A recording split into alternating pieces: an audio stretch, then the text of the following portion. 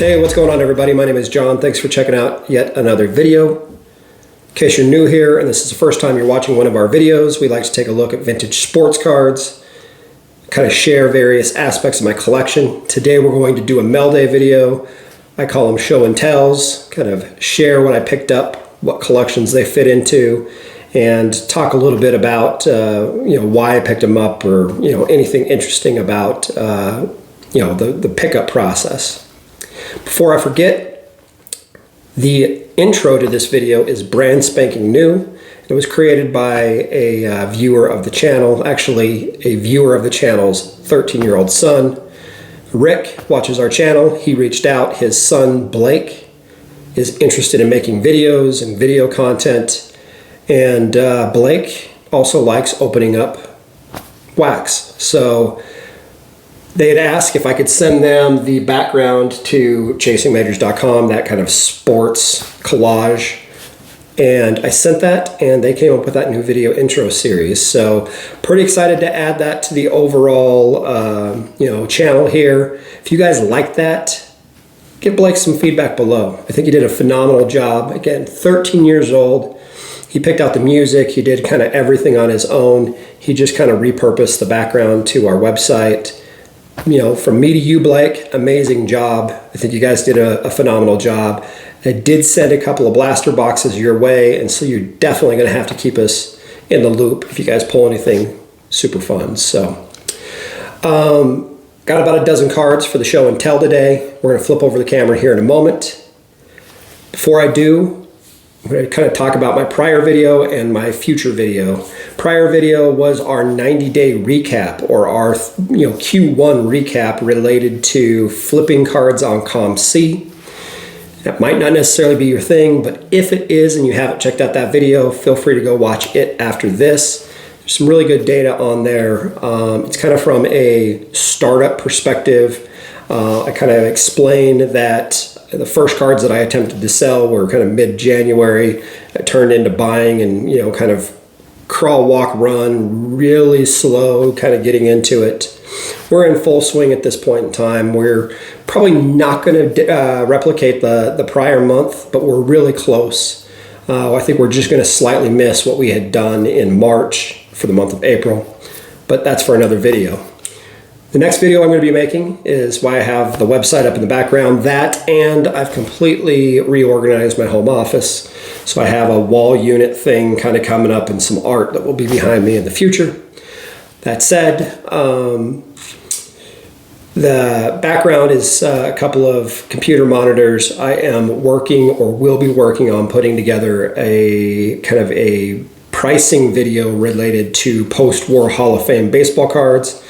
I'll be sharing some information why I think the 70s baseball cards are probably some of the best value to buy right now, especially why we're in this downturn. I know that there's a lot of people that will show these giant graphs looking at like the peaks of 2021, 2020, even some of those in 2022, and then they'll show you that we're down 30, 40, 50%. They're not necessarily wrong, but if we look at it from a bigger picture at time, or if we look at really what's only, quite honestly, what's relevant is the last 90 days or so. But we'll be kind of going through some heavy sports card sales data, recent sales information. I'll be sharing some pages that may be of use to you guys if you're collecting some of the same types of collections or registries that I'm collecting from. You guys may find some of that information super helpful. All right, I've already been long-winded enough. Let's go ahead and let's just flip the camera around. I've got about a dozen cards that I need to share with you guys today. You guys would rather see those than me, so let's flip the camera around and take a look. Okay, so I recorded this and it didn't record right, so I am re-recording this. 11 cards to share with you guys today. 2 of them are basketball. Let's go ahead and start there. Get away. Stand out. First card.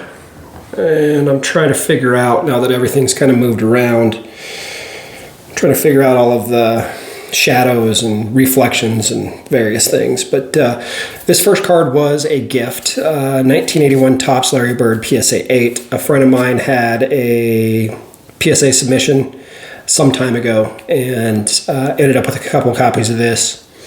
Reached out to me, asked me if I would be interested in it, and sent it to me. Tried paying him for it, and he said no, go ahead and keep it. So it's always nice to receive gifts from people that you have a lot of respect for inside the hobby. Second card, also NBA. This will be part of the NBA 75th anniversary team rookie card collection. 1977 Robert Parrish. This is a card that I picked up raw back in, I think, December time frame with full intentions to submit it for grading. And the copy I got was super nice. That said, I had this on a watch list, and about 2 weeks ago, maybe 3 weeks ago, the seller reached out and gave a offer on that card at about a 30% reduction. Because I already had the card in raw format, I didn't really have a huge need to pick this card up, but I sent a counter offer and figured it was low enough that the guy was probably going to say no thanks and move on, and he ended up accepting it on the spot. So this PSA 5 is slightly lower than I probably would have wanted based upon the current collection that I'm putting together. That said, not a bad card, pretty happy to get it, and I paid way less than it's going to cost to get that card graded. So in a weird way, you know, the price is super cheap. Get that TV off of there because I don't want it. I don't want the MOB to be funky. If it's showing logos or anything funky, not that they're going to come after me, but just generally it's probably the right thing to do. Let's go to baseball. I'm actually going to show all three of these at the same time. All three of these came from the same seller, and I picked these cards up because of this Ernie Banks. And the 1968 Topps set is a set that I am slowly trying to put together like a mid-tier grade version of, and just from a Hall of Fame perspective, not the entire set. Brooks Robinson Hall of Famer, Ernie Banks, of course, and then Frank Robinson. PSA 4, PSA 4, and PSA 5. These all came from the same eBay seller. I had actually picked up the Ernie Banks in my COMC store, not this specific card, but the 1968 Topps Ernie Banks. About a week, maybe 2 weeks before I sent my, I did a COMC submission as far as a shipping submission, which those cards are effectively on their way at this point. And so we'll do a show and tell video on those when I get those. But I picked this card up in COMC with the idea of I would relist it, but if it didn't sell by the time I did my shipping, I would just go ahead and send it to myself. And it sold about 24 hours later. So I was feeling kind of bummed out about that. Ended up going to eBay later that night, found this seller. I think these cards were up for auction the next day. Put a couple of bids out there, end up winning all three of these. So the Frank Robinson, the Ernie Banks, and Brooks Robinson. Pretty excited. The funny thing is this is a set that I hated. I hated the fact that the borders weren't clean, or that weave pattern that they're, you know, the 1968, some of the borders are really bold in color, and some of them are really kind of loose in the weave pattern. And as a kid, it's a set I absolutely despised, and as an adult, it's actually one of my favorite 1960s sets. So that's one of the reasons why I'm slowly trying to put that together. That same seller as well had this card, which I also picked up, and mainly A, it was the only other vintage card he was selling, and then B, he was charging $6 kind of flat rate for unlimited graded cards. So this is a Rod Carew 1969 PSA 4 for folks that may not be super familiar with that card. And the last four cards I have, let's just go ahead and set that here, and then I'll do another row. But before we do, let me show you this one. This is a card I picked up, and I have this card in Non-graded, I have 4 copies of this. This is the Topps Chrome Juan Soto update from 2018. This is an SGC 10. I strictly bought this card just because it was so crazy cheap. As people seem to be jumping firmly off the Juan Soto bandwagon. His 2023 campaign has been horrendous at this point in time. I think people are probably looking at a guy like Cody Bellinger, who went from MVP candidate, MVP winner, kind of one of the hot names in baseball, after the 2018, 2019, 2020 seasons, and then just looked like he forgot how to play the game in some respects. Now, his defense was always good, but his batting really struggled, and his card market really plummeted. And so I think people are getting really antsy with Juan Soto. He was one of the hype guys, still is. I